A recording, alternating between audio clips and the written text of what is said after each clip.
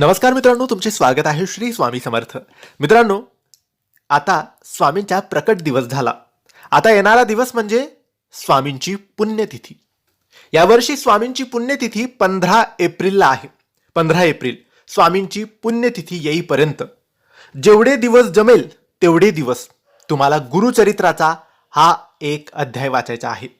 तुम्ही आजपासून सुरू करा, उद्यापासून सुरू करा, कारण आता 15 एप्रिलसाठी बरेच 20-25 दिवस बाकी आहेत.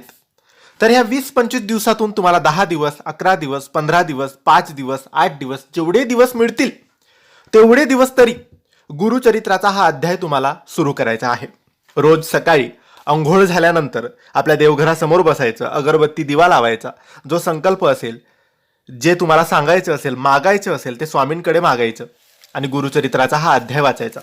गुरुचरित्राचा अध्याय वाचण्याचे कोणतेही नियम नाही, फक्त एकच आहे की जेवढे दिवस तुम्ही हा अध्याय वाचाल, 8, 10, 11 जेवढे दिवस किंवा 15, 25 तेवढे दिवस मांसाहार करायचा नाही, व्यसन करायचं नाही, वाईट विचार करायचे नाही, म्हणजे कोणतेही वाईट कर्म, वाईट कृत्य करायचं नाही.